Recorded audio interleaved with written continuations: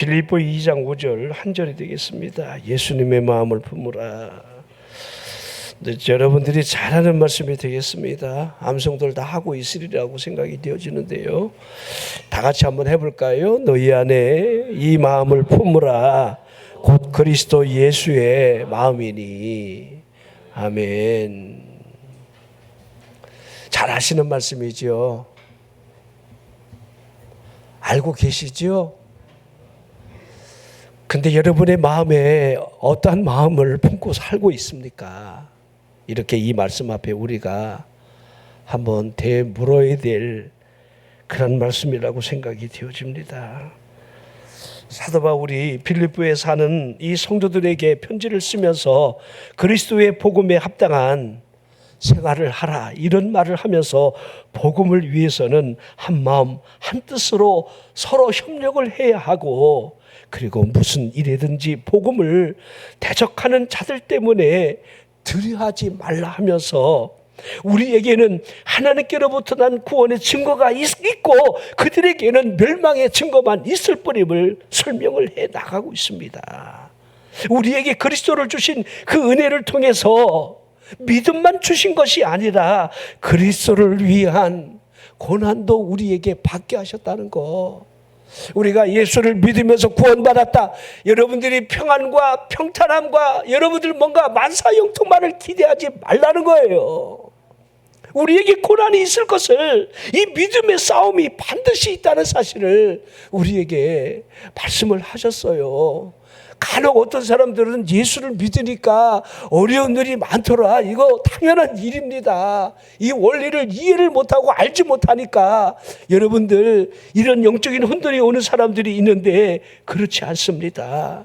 이것이 빌립보 1장의 말씀이에요. 그러면서 2장에 들어가면서 그러므로 그 싸움에 대한 이 방법이 무엇인가를 어떠해야 하는가를 쭉 설명을 해 나가고 있는데, 제일 먼저 그리스도 안에서 무슨 권면이나 사람의 사랑의 위로나 성령의 무슨 교제나 교훈이나 긍휼이나 자비를 행할 때에 무엇보다도 마음을 같이 하는 것이 중요하다.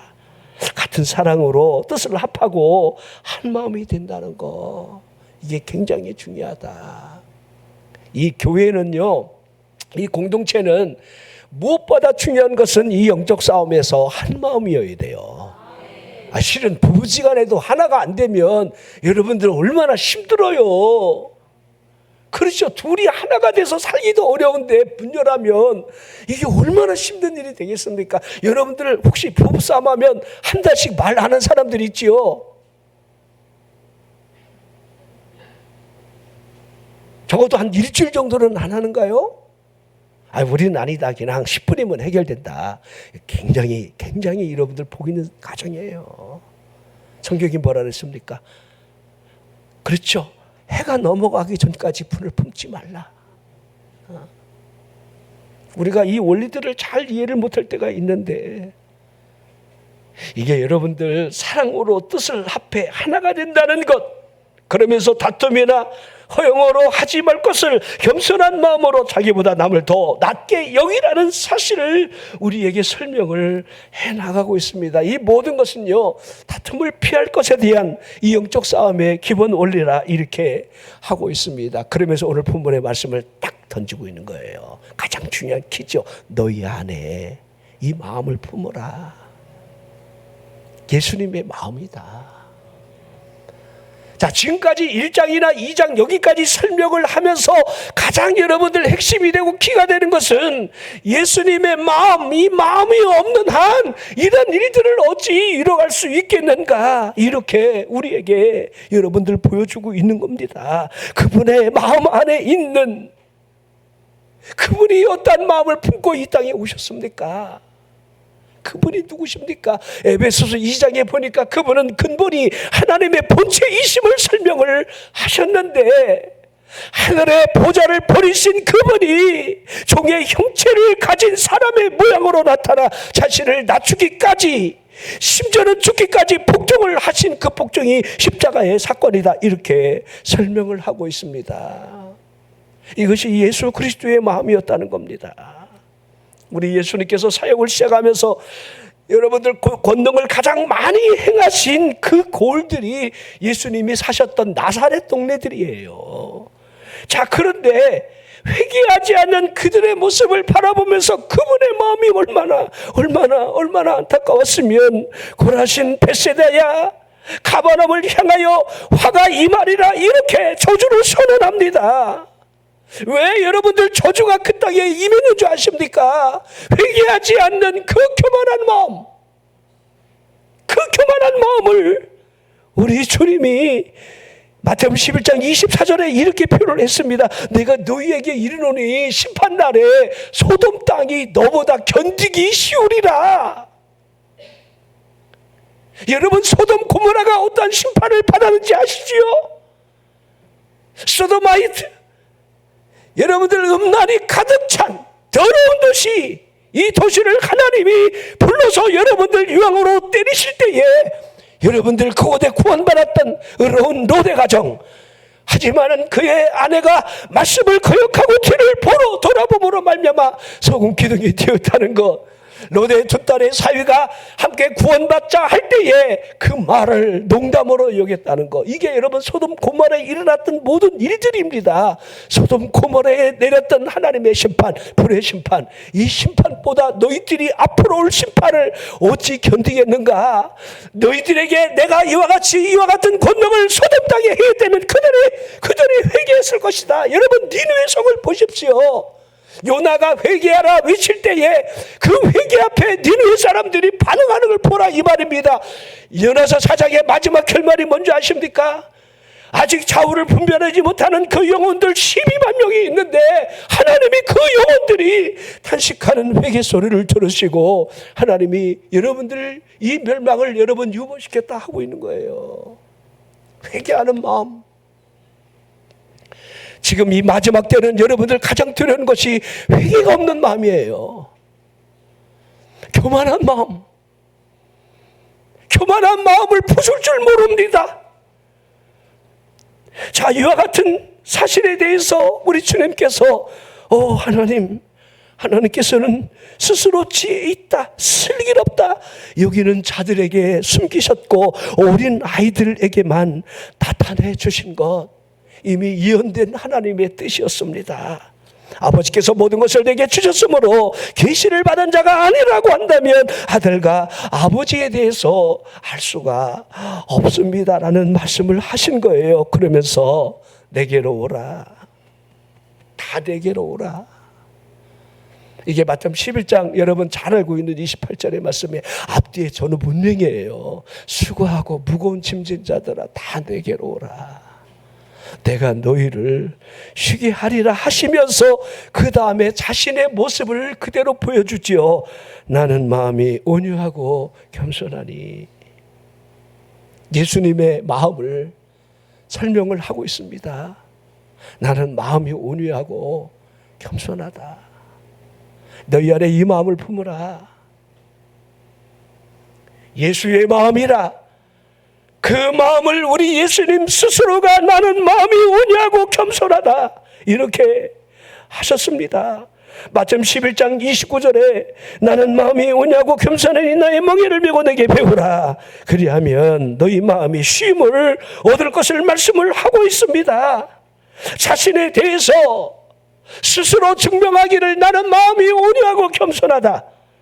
자신의 마음에 대하여 이렇게 직설적으로 말씀하신 여러분들 그 설명이 성경 어느 곳에도 찾아볼 수가 없습니다. 나는 마음이 온유하고 겸손하다는 거예요. 예수님의 마음을 보십시오. 그 마음에 들어있는 품격의 과시나 혼세가 있지 않다는 사실을 금방 알 수가 있습니다. 온유와 겸손 안에 들어있는 덕이라고 하는 이 품위를 여러분들 찾아보라는 겁니다. 산상수훈의 가르침의 첫 말씀을 하시면서 팔복에 대한 말씀을 하시게 되는데 그중 하나가 우리가 아는 온유한 자에 대한 복의 말씀이 기록이 되어 있습니다. 이게 마태복음 5장 5절의 말씀이죠. 온유한 자는 복이 있다. 그들이 땅을 기업으로 받는다.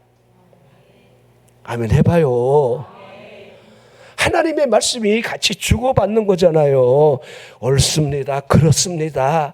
아멘입니다. 이렇게 되는 거예요. 멍해갖고 여러분들 하나님의 말씀이 그런지도 모르고 그러고 돌아가면 안 되잖아요. 여러분, 화로가 뭔지 알아요? 살아있다는 거예요. 살아있는 고기는 폭포를 향해 거센 물살을 향해 치고 올라가지만 죽은 고기는 쓸려 내려가는 거예요. 여러분들이 영적인 화로가 되라 이 말입니다. 살아있어서 하나님의 말씀은 살아있고 운동력이 있어. 시므리 4장 12절에 우리에게 주시는 하나님의 말씀이 뭡니까? 하나님의 말씀이 우리 영혼을 얼마나 이끌어가느냐. 이것이 없기 때문에 우리 영혼이 죽은 모습을 하고 있는 거예요. 하나님 앞에 우리가 예배한다. 예배에 대한 의미가 무엇입니까? 그냥 예배 본 겁니까? 예배 드린 겁니까? 여러분, 적어도 하나님이 성막을 만들고 하나님 앞에 나와 제사함을 얻을 수 있는 그 길을 열어주실 때 그들은 적어도 정성이라는 것은 있었습니다.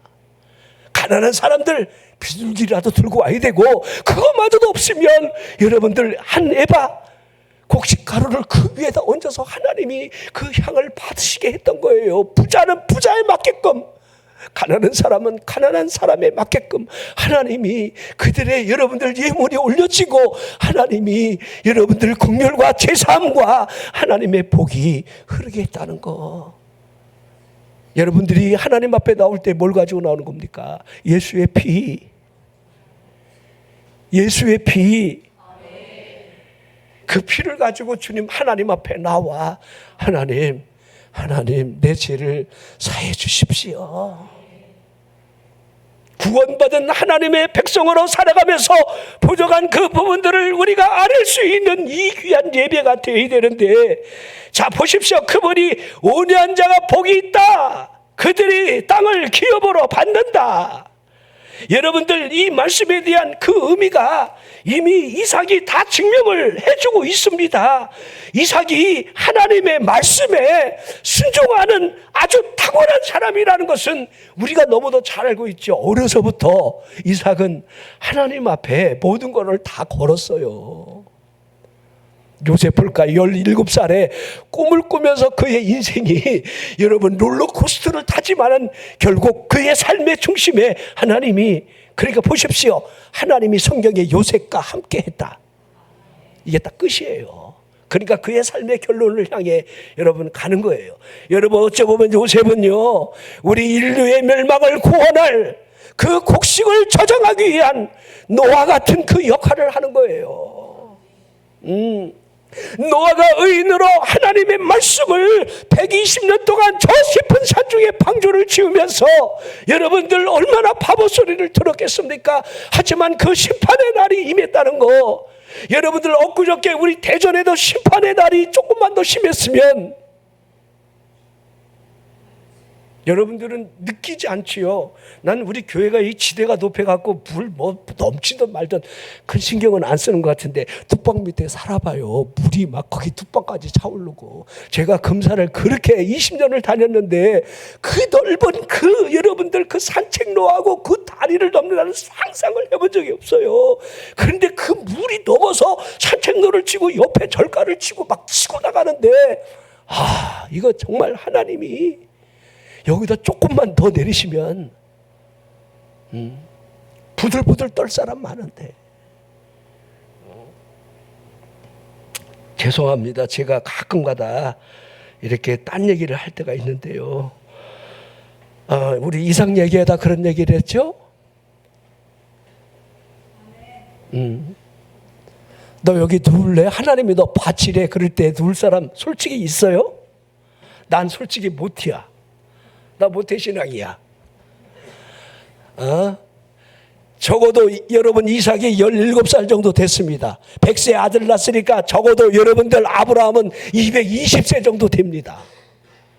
아마 쉽게 해석이 되지 않을까요? 우리 아버지가 연세가 많으니까 요새 말하면 노망, 치매가 왔다는 거예요. 하나님이 그러실 리가 없어. 하나님이. 그렇죠. 요새 애들은요 전부 다 그래요. 부모 다 여러분들 집에 왔다 그러고 하나님이 그러실 리가 없다고 여러분들 그렇게 치부합니다. 여러분들이 기도하면서 얘야 내가 기도해 보니까 이럴 때에 여러분의 자녀들이 그렇습니까 하고 얼마나 순종하겠습니까? 더더욱이나 너를 하나님이 바치란다 그럴 때에 얼마나 기겁하겠습니까? 한번 생각해 보라는 겁니다. 자, 이거는 차치하고요. 여러분, 이 이삭이 결혼을 해서 그가 사는 이 땅에 여러분들 흉년이 왔을 때에 이게 창세기 26장에 기록이 되어 있는데, 자, 흉년이 되니까 블레셋 땅으로 넘어갔는데, 자, 아버지 아브라함이 했던 그 일들이 동일하게 여러분들 반복될 수밖에 없는 상황이 온 거예요. 아브라함이 이미 실수했잖아요. 그때 데려온 여인이 여러분 누구라는 거 아시잖아요. 하갈이라는 거. 그 하갈로 인하여 육신의 자녀가 태어났다는 사실, 어떤 일이 일어난다는 것을 보십시오. 말씀을 거역하고 기도가 없는 삶이 무엇을 주는지. 아브라함은요, 흉년이 들었을 때 기도하고 애굽으로 간 게 아니에요. 그런데 보십시오. 순종하는 이삭에게 아브라함, 그 아버지가 했던 것처럼 애굽으로 갈 수 있는데 하나님이 이삭에게 나타나는 거예요. 얘야, 애굽으로 너는 내려가지 말라. 내가 내게 지시하는 그 거주의 땅에 살되, 이제 하나님이 애굽으로 가지 말라 할 때에 이제 그랄로 내려가 블레셋 땅에 기거를 하게 되는데, 그 아버지 그 아들 DNA가 똑같지요. 이 사라가 이뻤고 리브가가 이뻤지요. 아무튼 이뻤던 것 같아. 어떻게 이뻤는지는 잘 모르겠어요. 그렇죠. 난 이해가 좀 안 되는 게, 75세에 하나님의 부름을 받고 갈대아 우르에서 떠나잖아요. 그죠? 그 아내가 10살 차이 나니까 65세잖아요. 그러면 거기서 여기 오고 여기서 여기 오고 이렇게 연세가 얼마나 되셨을 텐데, 자기 아내가 이쁨으로 다른 사람 왕이 빼앗을까 봐 내 누이라 하고 이렇게 그런 입을 맞출 만한 그러한 두려움이 있었을까? 근데 아무튼 이뻤던 것 같아요. 지금 이삭도 똑같은 일을 지금 하고 있는 겁니다. 그러나 하나님이 블레셋 왕 아비멜렉이 우연히 이삭이 리브가를 꾀하는 모습을 보게 하고, 그로 말미암아 이삭이나 그의 아내에게 범하는 자는 죽임을 당하리라, 이렇게 선언을 하게 되는 하나님의 보호하심, 하나님의 계획, 이런 삶의 스토리를 여러분들은 얼마나 이해하고 믿고 살아가고 있습니까? 여러분의 삶에 하나하나 하나님이 그 점 발걸음마다 하나님이 섭리하고 계획하고 있다는 거, 이거 바라보고 믿어야 돼요. 그냥 저절로 우연히 일어난다, 저절로 되는 거 하나도 없습니다. 자, 그러게 이삭이 그 땅에서 농사를 짓게 되는데 그 해에 100배의 복을 받았습니다. 그 해에 흉년이 드는데 농사를 농사꾼이 아닙니다. 이제 여러분들 생각해 보십시오. 깊은 기근이 오니까 목축이 여러분들 다 말랐고 먹을 수 없으니까 자기 금방에다가 자신들의 뭔가 터전에다 먹을 걸 농사를 지는데 하나님이 100배의 복을 준다. 저는 우리 수양간에 농토가 많으니까 그 앞에 여러분들 수도가 그 앞에 농토에다가 500평에다가 물도 얼마든지 뿌려주면서 곡식을 심으면 살려내고 여러분 결실을 맺는 겁니다. 예를 들어 여러분들 저 500m 여러분 1km 떨어져 있는 그 밭에다가 조랑에다 물 줘갖고 죽은 놈 살린다? 이거 차라리 죽게 내버려두지. 그거 살리다가 내가 죽어요. 하나님이 어떻게 하시는가? 이삭이 그 땅에서 농사를 지었는데 그 해에 100배의 복을 받았다고 있습니다. 여호와가 복을 주심으로 창대하고 왕성하여 거부가 됐다고 있습니다. 창세기 26장 14절, 양과 소가 떼를 이루고 종이 심이 많으므로 블레셋 사람들이 그를 시기했다. 여러분, 이삭이 어떠한 복을 받았는지 그 주변 사람들의 시기의 대상이 되었다, 이렇게 하고 있습니다. 시기로 말미암아 아브라함 때에 그의 종들이 판 모든 우물들을 그들이 막아버리게 되고 아예 흙으로 메어버리는 일이 일어났다는 겁니다. 아비멜렉이 이삭에게 내가 우리보다 크니 크고 강성한 즉 우리를 떠나가라. 두려운 거지요. 자, 이삭이 그곳을 떠나 그날 골짜기에 들어가 장막을 다시 치게 됩니다. 아브라함이 봤던 그 우물을 다시 파서 샘커늘을 다시 얻을 때에 그날 목자들이 이 우물이 우리의 것이라 하면서 다툼을 시작할 때에 이삭이 그 다툼을 피해 그래 우물 니네 가져 그러고 다른 우물을 팝니다. 또 다른 우물을 팠는데 물이 나오니까 그 물도 우리 것이라 우기니까 다투지 아니하고 그것으로부터 옮겨가 다시 다른 우물을 파게 됩니다. 이삭은 다투지 않았습니다. 또 다 우기니까 또 딴 데로 가갖고 또 파니까 물이 또 나오고 또 아멘 할 때까지 우물 판다. 어? 여러분 우물 하나 여러분들 쉽게 판다는 거 상상하면 안 돼요. 우물은 생명이에요. 우물을 판다는 것은 기적이에요. 근데 여러분 다툼을 피하여 이상이 가는 곳마다 우물이 터지는 걸 보십시오. 여러분들이 사업을 정하고 뭔가 장사를 하고 이윤을 남기려고 무엇을 계획을 하든 여러분이 가는 곳에 하나님이 우물을 터뜨려줘야지. 내가 계획하고 뭘 한다 아무리 해봐 하나님이 함께하지 않으면, 하나님이 복을 부어주지 않으면 그거 아무리 해봐도 안 돼. 내가 볼 땐 안 돼요. 그 안 되는 것이 무엇 때문인지를 찾아내고 다시 하나님께로 방향성을 돌려서 주여 나를 도우소서, 이삭 같은 마음이 되지 않는 한 우연이라고 생각하지 마십시오. 한순간에 여러분들 다 날아갑니다. 아무것도 아니야. 우리 인간은요. 이삭은 다투지 않았습니다. 나는 마음이 온유하고 겸손하다. 온유한 자가 복이 있나니 땅을 기업으로 얻는다. 그분이 말씀하셨던 여러분 구약에 여러분 어떤 사람이 이미 그 사실을 증명을 해주고 있습니다. 온유한 사람이 복을 받는 거예요. 온유한 사람. 우리 마음에 온유함이 있습니까? 온유함이 있으므로 충분하게 다툼을 피할 수 있는가? 이게 우리의 삶의 관건인데 실은요 참 이게 어려워요. 우리는 뭔가 조그만 여러분들 뭔가 이렇게 자극을 주면 이 안에서 막 이렇게 막 용가리가 막 나오고 막 불을 막 뿜는 거친 언어가 막 나오면서 여러분들 우리의 삶이 막 이렇게 가치차처럼 흔들리는 그 현실 앞에 설 때가 참 많아요. 이걸 어떻게 부인하겠습니까? 온유하게 그러십니까? 아 그러십니까? 이렇게 하지 못하잖아요. 그렇죠?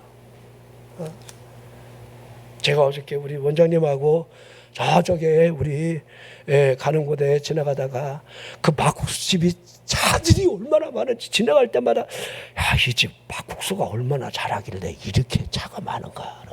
우리 원장이 여보 우리 먹고 가자. 아침도 먹었는데 그게 너무 궁금하니까 차를 내서 번호표를 뽑는데 49번을 뽑았어. 근데 지금 마이크로 나오는데 5번 들어오세요. 5번. 안에는 만석이고 바깥에 나오는 사람이 번호표를 들고 막 엄마 아버지 할아버지 막 전부 가족들이 일가족이 대기하고 바깥에 바글바글 하던나. 날은 얼마나 더운지 주차장 될 때 저 끝에도 대고 있는데 그 이렇게 벤치에 앉아있는 앞에 그 그늘막에 어떤 부부가 오더니만 차를 이렇게 딱 앞에 대더니만 시동을 안 끄고 계속 그 안에 있는 거야. 이 안에서 끌어 안 끌어? 아니 겨우 자리를 하나 앉혀갖고 여기서 지금 힘을 놓고 있는데 이 사람들은 아는 거야. 번호표를 받으니까 홀대박 여기서 마이크 소리 들어가려고 자기 부부가 시동을 켜놓고 외제차를 딱 거기 앉아서 시동. 이 연기가 바람 부니까 나한테 그냥 오는데 내 마음이 편할까요 불편할까요? 그냥 참 사람은요 가지각색의 시험을 당하더라고요. 난 옛날 같았으면 줄 서 먹지 않습니다. 근데 우리 식구가 먹자고 그러니까 괜히 안 먹고 갔던 무슨 후환이 또 있을까 봐 괜히 그냥 버티고 있자고 그러고 우리 식구는 짜다고 그냥 2젓가락 먹더니 안 먹더라고요. 가격 대비 맛은 괜찮은데 2젓가락 먹더니 안 먹어. 난 아까워서 다 먹었다. 저는 국수를 원래 안 좋아해요. 원래. 자, 사람이라는 게 제가 그러잖아요. 그 어떤 수많은 그 접촉점들이 우리에게 온유함을 무너뜨리게 할 수 있는 요소들이 너무도 많다. 여러분들도 매 순간의 삶이 그럴 때가 많지요. 그럴 때마다 여러분들이 얼마만큼 정말 천사의 미소를 지을 수 있는가. 돌을 던지려는 그들을 향해서 스데반 집사님이 천사의 얼굴을 했다는 거 여러분들 잘 생각해 보셔야 돼요. 베드로전서 3장에 베드로 사도가 남편과 아내의 관계에 대해서 쭉 설명을 해나가는데, 아내가 남편에게 순종을 하라 이런 말을 하면서 이 관계 형성을 통하여 아내 행실로 말미암아 남편이 구원을 받을 수 있음을 설명하며, 그러니까 아내의 역할이 굉장히 중요하다는 거예요. 믿는 아내가 믿지 않는 남편을 구원하기 위하여 어떠한 행실이 필요한가, 그 모습을 설명을 해나가고 있는데, 머리를 꾸미고 금을 차고 아름다운 옷을 입는 외모를 하지 말라 이렇게 하고 있는 거예요. 그 외모가 남편을 구원하는 게 아니다. 베드로전서 3장 4절을 보십시오. 오직 마음에 숨은 사람으로 하여금 온유하고 안정한 심령에 썩지 아니할 것으로 하라 이렇게 하고 있는 겁니다. 그러니까 이 아내 마음속에 숨어있는 사람이 있다는 것을 설명하고 있는 겁니다. 그 사람 마음속 안에 온유함, 이것만이 가장 사람의 영혼을 이끌 수 있다는 거예요. 이런 말 들어보시잖아요. 기분이 상하면 천국도 마다한다는 말이 있습니다. 여러분, 상대편을 전도한다 그러면서 반 죽여놓고 말로 죽여놓고 그 사람을 구원하리라고 생각하지 마십시오. 이해가 안 되더라도 다 들어주고 여러분들이 기다려주고 이렇게 설득을 해줘야지. 너 지옥 가려면 지옥 가 막 이러면 절대 안 돼요. 어떤 사람 그렇게 용감한 사람들 많아요. 그거 굉장히 위험한 생각이에요. 그 영혼을 위해서 주님도 기다리고 있고 피를 흘려주셨는데, 여러분과 제가 구원받은 하나님의 자녀가 된 이유를 보십시오. 우리가 탁월하고 뭔가 잘나서 거룩하고 깨끗해서 하나님이 우리를 구원해내신 것 아니잖아요. 우리도 그만큼 완악했고 더럽고 하나님의 자녀가 될 만한 자격이 없음에도 불구하고, 그럼에도 불구하고 우리에게 주신 그 크신 사랑, 그 크신 사랑이 우리에게 임했다는 사실. 사람이 자기 자신을 평가하면서 내가 지혜로워 강하다 이렇게 혹시 평가를 한다면 이건 옳은 평가는 결코 아닐 겁니다. 하지만 어떤 사람이 내 마음에 온유함은 있는 것 같아, 그건 여러분들 제대로 된 평가라고 저는 생각이 되어져요. 온유하다, 이거 아무나 평가 못해요. 우리 큰손자를 보면 우리 아이는 태생이 온유해요. 그 이름도 온유라고 줬는데 우리 아이가요 벌써 태생이 온유해요. 근데 태생이 더러운 것들이 많아. 이건 죽을 때까지 안 변해. 그러니까 처절하게 싸우라는 거예요. 십자가에 못 박기 위해서 얼마만큼 처절하게 정과 욕심을 못 박느냐, 이런 싸움이 우리 그리스도인에게 있어야 돼요. 나 원래 이렇게 말하면서 여러분들 거칠게 나가지 말고, 원래는 강원래 말고는 없어요. 나는 온유하다. 여러분, 이렇게 누가 자신 있게 말할 수 있겠습니까? 근데 우리 예수님을 보십시오. 나는 마음이 온유하고 겸손하다. 자, 예수님의 삶을 우리가 단 한 번이라도 슬쩍 여러분 쳐다만 본다 할지라도 그분의 삶에 사람으로부터의 칭찬을 구한 적이 없다는 사실을 알 수가 있습니다. 그분 안에 흐르고 있는 온유하고 겸손한 모습, 온유함으로 가득 찬, 긍휼으로 가득 찬, 요한복음 8장에 현장에서 가나마다 붙잡힌 그 여인을 데리고 와 모세의 율법에 이런 여자는 돌로 쳐 죽이라 하매 당신은 이 여인을 어떻게 하겠습니까? 물으시는 그 물음에 우리 주님은 여러분이 하시는 대로 죄 없는 자가 이 여인에게 돌을 던지라 이렇게 하시잖아요. 그리고 글로 땅을 쑤시고 또 일어나 또 글로 쑤시고 이러잖아요. 여러분들이 한번 이런 상상해 보세요. 우리 돌 들고 앞에 막 혈기 부린 사람이 앞에서 막 이렇게 돌을 들고 막 있는데 우리 예수님이 이렇게 땅에다가 글씨를 막 쓰는데 이렇게 암흑에 이렇게 글씨를 아는 거야. 그분이 모를 리가 없어. 나다레라, 내가 너 참 이스라엘 사람이 맞도다. 네가 무화과 나무래 아래 말씀을 묵상하는 것을 내가 보았다. 사마리아 여인에게 내 남편 데려오라. 내 남편 없습니다. 네 말이 참되도다. 다섯 있었던 남편 지금 다 갈아치우고 지금 있는 남편도 네 남편 아닌 거 내가 안다. 우리 예수님이 땅에다 글을 쓰면서 이렇게 아무개야 그러면서 너 엊그저께 무슨 짓거리 했지 하고 땅에다가 지그지리 이렇게 보니까 나거든. 모를 리가 있습니까? 현장에서 간음죄를 짓던 그 여인보다 마음으로부터 짓는 그 죄악들을 아시는 그분 앞에 그 누가 대항하겠습니까?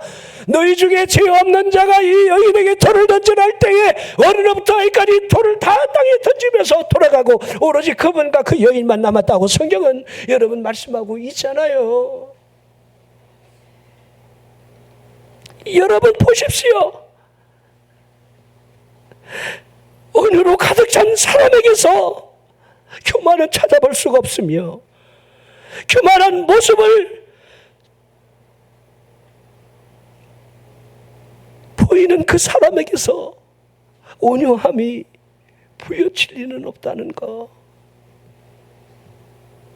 자, 예를 들어서 다른 사람에게 유익을 주려고 자신이 가지고 있는 그 역량을 힘있게 표현하는 것을 이렇게 교만이다 이렇게 말하는 것은 결코 합리적일 수는 없습니다. 물에 빠져 위기에 처한 사람을 구하려고 신뢰를 주는 목적으로 내가 강하니까 걱정하지 말라고 나를 믿으라고 이렇게 여러분들 강하다는 이 말은 교만한 말이 아닙니다. 그렇죠. 의사가 환자에게 확신을 주려고 내가 이 병에 대해 전문가입니다. 나를 좀 믿으십시오. 나 자신 있습니다. 이 말이 교만한 말이라 이렇게 할 수는 없는 겁니다. 우리 예수님께서 나는 마음이 온유하다 하셨습니다. 무엇이 보여집니까? 그분이 교만한 것입니까? 그분 안에 흐르고 있는 온유함과 두려워하며 수고해짐으로 고통받는 사람들에게 내게로 오라 하시는 말씀이 참이라는 사실이 여러분들 느껴지지 않느냐 이 말입니다. 너희 안에 이 마음을 품으라. 예수 그리스도의 마음이라 하신 것처럼 예수님 마음 안에 있는 이 온유함이 여러분 보여지라 이 말입니다. 나는 마음이 온유하고 겸손하다. 실은 겸손하다라는 이 단어가 주는 의미 안에 나약함, 빈약함이 들어있는 것은 분명합니다. 이 헬라 사람들이 겸손의 의미로 다른 사람이 욕설을 할 때에 아무 소리 못하고 찍소리 못하고 참아내고 이렇게 견디는 것을 겸손이라 이렇게 비하를 했습니다. 겸손의 의미를 자신에게 해를 끼쳐도 대항 못하고 참는 것이 겸손의 비덕이라 이렇게 여러분들 설명을 했습니다. 자, 그만큼 천박하고 겸손이 비천하다 이렇게 여겼던 거지요. 바보같이 참고 있다는 거예요. 자, 어찌 보면 우리 예수님의 삶을 보면 바보 같으신 게 맞아요. 그분의 삶이 너무 바보 같아. 나 같으면 그냥 주리를 막 들고 싶은 얘기야. 그러자 12영도 더 되는 천사를 보내요. 저 로마 군단 우리 주님이 닥치고 그냥 그렇게 제자들이 원하는데 너 자정승하고 우정승해 그렇게 해주고 싶을 수도 있어요. 막 그냥 설교하다 조는 것들이 있으면 그냥 가서 머리를 그냥 쾅쾅 내리치면서 그냥 정신 차려, 밥상 차려, 주님 바라봐. 지금 깨어 기도할 때지 졸 때냐. 지금 우리가 지금 이렇게 예배 생활을 할 때냐. 막 이렇게 여러분들 막 하잖아요. 지금 때가 가까이 왔으니까 목사님들이 강단에서 여러분들 이게 애가 타서 그러는 거예요. 애가 타, 애가. 장은정이가 부른 그런 애가 타가 아니고 여러분 심판의 날이 다가오고 있고 천사장의 나팔소리에 더불어 쉬고하는 날이 우리 앞에 다가와 있는데 이 사실적 의미를 알지 못한 채 우리의 삶의 목적이 마치 이 지상에서의 천하 영광을 얻는 것으로 목적을 정하고 거기에 발을 맞춰 살아가는 영혼들, 하나님의 성령이 결코 이끌 수가 없는 순종하지 못하는 영혼, 하나님의 성령, 그리스도의 영이 없으면 그리스도의 사람이 아니라 그리스도의 사람이 아니라는 사실조차를 모른 채로 입으로 주여 주여 하는 심령들이 널브러져 있습니다. 마태복음 7장 21절에 나더러 주여 주여 하는 자마다 천국에 들어갈 것이 아니요 오직 아버지 뜻대로 행하는 자라야 들어가리라 하셨던 그 말씀의 의미가 우리에게 마지막 때에 그대로 다가올 텐데, 여러분 주님이 너 몰라 그러면 어찌하실래요? 불법을 행하는 자들아, 뒤돌아보니 지금까지 우리가 불법을 행했습니다. 입술로만 주여 주여 살아갑니다, 믿습니다. 하지만 우리의 행위가 전부 불법이었다는 거, 이 사실을 지금 우리가 볼 수 있느냐에 달려있는 거예요. 우리 예수님을 좀 보십시오. 얼마나 바보 같은 삶을 사셨습니까? 하늘 보좌를 버리시고 종의 형체를 입어 사람 모양으로 오신 그분을 보십시오. 예루살렘 성을 입성하시면서 만왕의 왕으로 오시는 그분이 어린 나귀 새끼를 타고 올라가시는 것을 보십시오. 그것도 자기 것도 아니고 제자들 것도 아닌 어느 농부가 기르는 거 한 마을에 제자 둘을 보내면서 그 나귀 새끼 풀어와라. 그러니까 얼마나 황당합니까? 제자들이 그 나귀 새끼를 풀어가면 도둑놈 아니에요. 그러니까 주인이 니네 왜 이런 짓거리를 하냐 이 도둑놈들아, 그러면 주가 쓰시겠다 하라, 그렇게 하라는 거예요. 내가 여러분들에게 저기 가서 더 도둑질하라 그러면 여러분들이 목사님 그럴 리가 있습니까? 얼마나 이게 여러분 이치에 안 맞는 일입니까? 자, 나귀 주인이 하나님의 일에 쓰여진다는 그 일을 여러분들 이연된 그대로 하나님이 하시는 이 작품들, 계획들을 보십시오. 요한복음 12장 14절 15절 예수는 한 어린 나귀를 보고 타시니 이는 기록된 바 시온에 따라 두려워하지 말라, 보라 너희 왕이 나귀 새끼를 타고 오신다.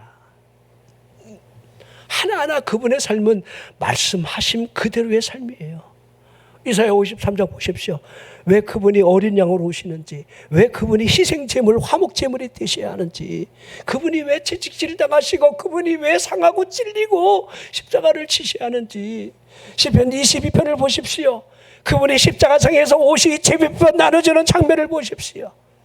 성경에 하나하나 여러분들 그분이 초림으로 오셔서 십자가를 지시고 우리를 구원할 하나님의 어린 양, 그 양되심을 성경은 증언하고 있고, 그분이 부활 승천하셔 하나님의 보내신 성령, 그 아들 성령이 오시고, 성령이 임한 사람을 통해서 하나님의 교회, 그 교회를 이루어가기 위한 선택받은 영혼들. 난 여러분들이 청함만 받은 영혼이 아니라 선택받은 영혼 되기를 주의 이름으로 축원합니다.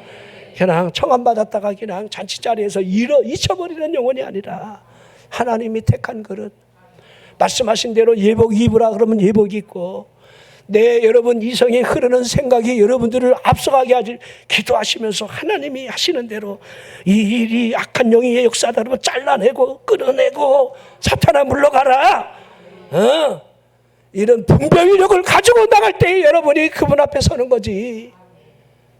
성령의 그 음성으로부터 얼마나 세밀하게 여러분 들을 수 있느냐. 여기에 마지막 우리 그리스도인들의 관건이 있다고 생각이 되어집니다. 여러분 휴거할 영혼이 얼마나 있다고 생각하십니까? 나는 상당히 적다고 봅니다. 노아 시대에 오로지 8가족이 구원받았듯이 마지막 때에 여러분 베드로후서 3장에 보니 물로 심판하고 하늘을 남겨두신 이유는 하늘을 불로 사르기 위함이라 하셨던, 하늘이 불사람을 당하는 마지막 때가 올 때에 정말 여러분들이 천사장의 나팔 소리와 더불어서 여러분 들려줘 갈 수 있는가? 한번 여러분 스스로 묻기를 바랍니다.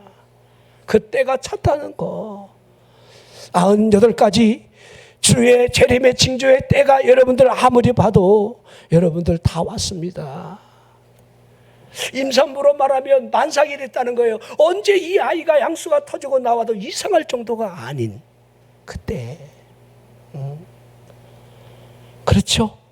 옥수수가 누렇게 익어서 주인이여 낫을 들고 나를 베어 잡수시오 할 때가 이 머리가 다 새카매져 갖고 꼬들꼬들해져 갖고. 저는 농사를 많이 져봐서 진짜 잘 알죠, 생리를.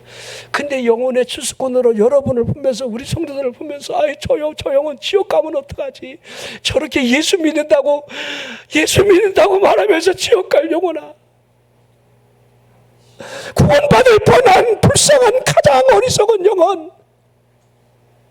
그것 때문에 시원하게 세상에 들어가 화끈하게 죄를 짓지도 못하고 어정쩡하게 죄를 짓다가 지옥 가는 저 가련한 영혼, 이왕 하나님이 살아계심을 믿고 그분이 나를 제 속량을 위해 십자가를 져 주셨다라고 한다면, 사도 바울처럼 목숨을 걸고 여러분들이 하나님이 쓰신다라고 하는 그 의식이 있다라고 한다면, 여러분이 갖고 있는 재능이나 물질이나 여러분의 삶의 모든 토대가 그분 안에 있음을 안다라고 한다면, 그까짓거 여러분이 들고 있는 거, 그게 뭐가 여러분들 대단합니까? 아무것도 아니야. 하늘에서 받을 상급하고 비교해봐. 뭐가 그렇게 여러분 것이 대단하다고? 하나님 여러분의 거 관심 없어요. 여러분이 갖고 있는 재물, 건강 아무런 관심 없어요. 놀러가려면 실컷 놀러가. 헌신 안 하려면 안 해도 돼요. 여러분들 하나님이 아쉬운 거 하나도 없다니까. 여러분이 눈을 열어 하나님이 내게 뭘 하시는가 라고 하는 방향성을 보고 가는 거예요.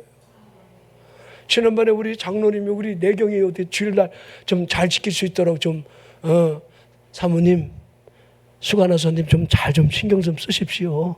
신랑 지옥에 갈 때 그때 가서 그러지 말고, 다른 데는 잔소리하지 말고 교회 가는 거는 좀 싸워. 뒤에 우리 수양관에 여러분들 스크린이 우리 뒤에 이렇게 방송 저거 우리 좀 작잖아. 여기 가까우니까 보이는데 먼 거리에 안 보이는데 큰 걸 걸어놓으니까 내가 엄청 좋더라고. 나 안경알 없잖아요. 여러분 아시는 대로. 안경알 없는 이거 제가 안경을 쓰잖아요. 아른아른거려요. 그래서 안경알을 뺐어요. 근데 안경알을 빼니까 실은 또 먼 거리 글씨가 더 아른거려요. 그러니까 글씨가 크니까 보이거든요. 그러니까 우리 장로님들이 이렇게 알아서 이렇게, 우리 여러분들 제가 우리 재개발 때문에 한 주간 선관위원으로 막 그냥 또 뭐 보이고 뭐 우리 여기 8월 8일 집회 목요일 날 여기서 마지막 추진위원들 모여서 여러분들 이 조합 결성하고 이제 그 진행을 위해서 여기 한 100명이 여기서 모이자 그래서 우리 집회 마지막이라 제가 참여는 안 된다고 그랬어요. 근데 뒤돌아보니까 아니야. 나만 나와서 여기 그냥 장소만 열어주면 되는데 집회 마지막이라도 우리 소진우 목사님하고 나 없어도 우리 원장님이 다른 사람 데려가서 점심 먹이면 되고 셋이니까 끝나고 내가 또 들어오면 되니까. 그래서 장로님한테 빨리 이렇게 해서 우리 위원장한테 하겠다고 그래라. 우리가 하나하나 무엇을 보고 나가는 겁니까? 하나하나 무엇이 우선순위에 둬야 하는지, 우리 마음을 얼마만큼 비울 수 있느냐, 이런 것들이 얼마나 여러분 중요하다는 거. 나는 마음이 온유하고 겸손하다. 마음이 온유하고 겸손하다. 온유한 거 중요하고 겸손한 거 중요합니다. 저는 온유하고 겸손한 사람을 이렇게 보면 여러분들도 아시잖아요, 이죠? 여러분들이 목사님을 보면서 우리 목사님은 교만한 분이야 이렇게 혹시 하고 계시는 분도 있으세요?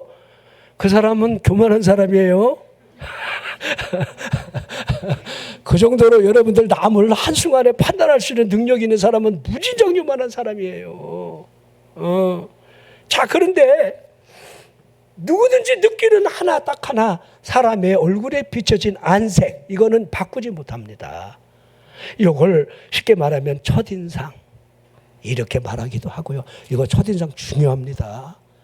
우리 청소년들, 우리 일부 예배, 우리 다 청년들 다 사라져서 없지만은 우리 결혼할 때 첫인상 들어오면 두 번째 만나면 안 돼. 바뀌어지겠지? 아니야. 그치 아이나? 첫인상 들어오면 안 돼. 딱 보면 뭐가 느껴집니까? 여러분들 사람 얼굴 안에 있는 안색. 우리 인류 최초의 살인자 가인을 보면요, 하나님이 가인과 그의 재물을 받지 않음으로 말미암아 얼마나 분을 내고 안색을 변하게 하는지. 창세기 4장 6절에 여호와께서 가인에게 이르시되 내가 분하여하면 어찌 됨이며 안색이 변하면 어찌 됨이냐. 하나님이 얼마나, 하나님 그냥 하시는 분인데 이 가인 이 자식이 얼마나 얼굴을 그냥 어둡게 하는지 하나님이 그냥 대놓고 그냥 직설적으로 얘기하시는 거예요. 저도 목회하면서 애지가 나면 그냥 대놓고 하는 스타일인데 하나님만큼 이렇게 하진 않아요. 자, 우리 안색이 카멜론처럼 바꾸는 사람들이 있어요. 우리 살아가면서 그러지 마십시오. 힘들어도 얼굴색을 바꾸지 말고 미소를 지으면서 이렇게 살아가면 참 좋을 텐데. 좋을 텐데. 점점점. 이렇게. 온유함은 더더욱 안색이 드러나게 되어 있습니다. 온유한 사람은 쉽게 벌컥 화를 내지 않는다는 거예요. 벌컥이 없어요. 온유한 사람은. 근데 우리 온유하지가 않아요. 왜 이렇게 벌컥이 수시로 나오는가 몰라.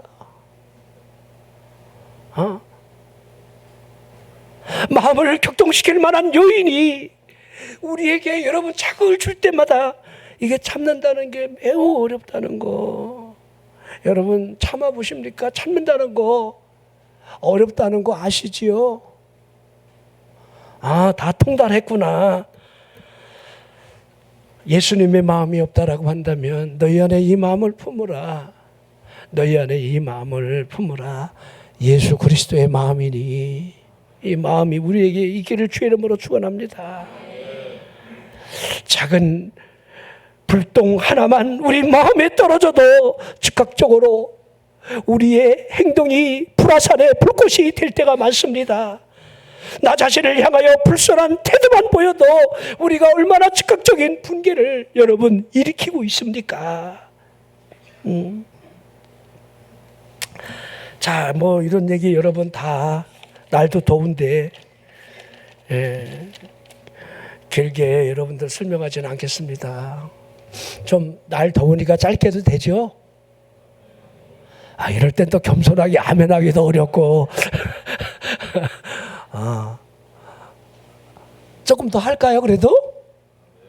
할 얘기는 많은데 여기 한 석장 남았는데 지금까지 석장했고 한 석장 남았는데 어떻게 좀 더 조금만 더 할까요? 날도 더운데 오래 하면 휴가도 또 오신 분들도 계시고.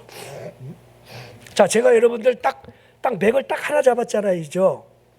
그렇죠. 너희 안에 이 마음을 품으라. 예수 그리스도의 마음이다. 예수님의 마음이 우리 예수님이 스스로 밝히신 대로 온유와 겸손에 있다는 거. 우리가 살아가면서 이제 여러분들 이 온유하고 겸손한 마음이 꼭 필요한데 여러분들 이 마음을 원하십니까? 여러분들 이 마음을 갖기를 원하십니까? 이 마음이 우리 부부지간에 서로 흐르면 천국의 가정이 될 것이고 이 마음이 우리 자녀들 안에 흐르고 있다라고 한다면 얼마나 평강이 넘치는 그러한 여러분들의 일들이 일어나겠습니까?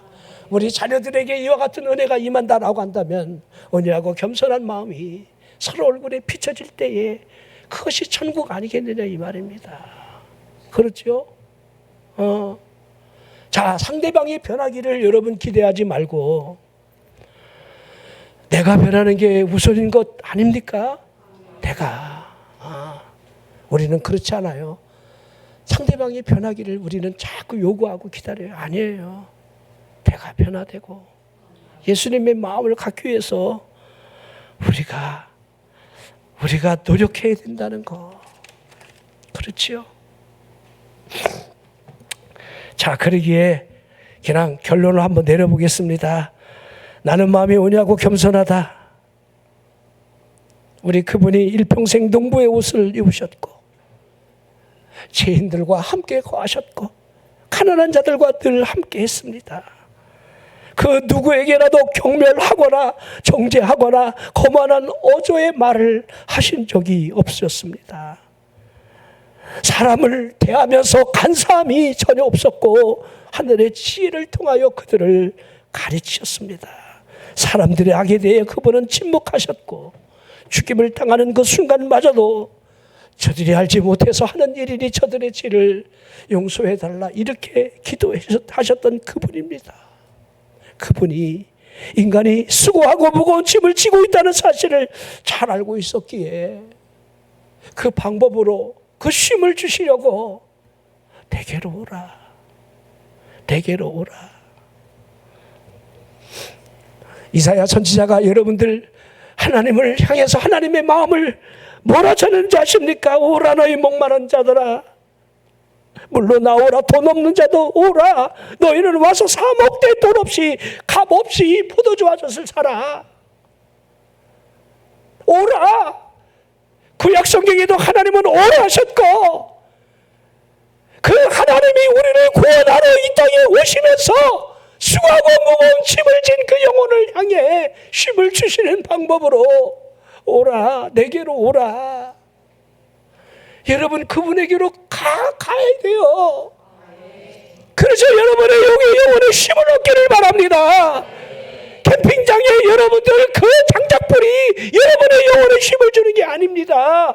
바닷가에 여러분 진흙 발라갖고 여러분들 이거 그 피부가 여러분 영혼의 안식을 주는 게 아니에요. 그렇다고 여러분 바닷가 휴가 안 가라는 게 아닙니다. 가십시오. 예배는 드리고 가라는 거야.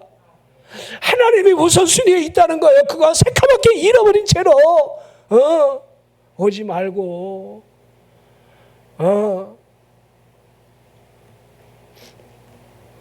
다 수원에서 어디서 막 저기 대둔산 올라가려고 호텔 잡아놓고는 여러분들 막 미친 듯이 올라가고 막 반은 뻗어갖고는 내가 그 사람들 전도해요.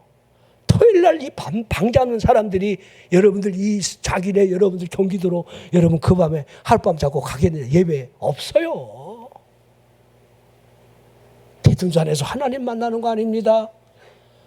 혹시 모르지요. 호렙산에 가면 신의 산 가면 하나님이 모르시겠지만은 대둔산은 아니야. 설악산도 아니야. 자, 내게로 오라. 어떻게 가느냐? 제가 이걸 그냥 딱 결론 내릴게요. 다 내게로 오는데 어떻게 가느냐? 그냥 가. 아멘 해요. 어떻게 가느냐? 방법이 없어. 여러분의 발걸음을 그냥 가. 그냥 가. 그분 앞에 그냥 가면 돼. 자, 그러면 죄인일지라도 가난할지라도 무식할지라도 실패자일지라도 자신을 바라봐도 아무 쓸모없는 인간이 된다 할지라도 괜찮다는 겁니다. 지옥의 언저리에 누워있는 영혼이 된다 할지라도 그분에게 갈 수 있다라고 한다면 영과 육에 힘을 줄 수 있는 그분이 오직 예수 그리스도밖에 없다는 사실. 수고하고 무거운 짐진 자들아 다 내게로 오라. 제가 이 무더위에 여러분들 이 설교 한 편을 고르느라고 엄청 머리 아팠어요. 여러분들 왜 그래? 이 상태가 이 날이 무더울 때는요 설교하기 어려워요. 나도 이런 게 다 젖어요. 막 이런 데가. 여러분들은 시원한 데서 아멘 안 하지만 난 여기 막 온몸이 막 다 이게 여러분들 이게 다 젖어갖고 여기가 소금덩어리야 막. 알아요? 아냐고. 여러분 나의 멍에를 메라 내게 배우라. 이거 다 설명 못합니다. 이 여러분들 요한복음 마태복음 11장 28절 29절 30절 그 말씀을 집에 가서 여러분이 보시고 답을 찾아내세요. 내가 그분에게로 얼마나 가면서 힘을 얻고 내 마음 안에 예수의 마음이 있는가.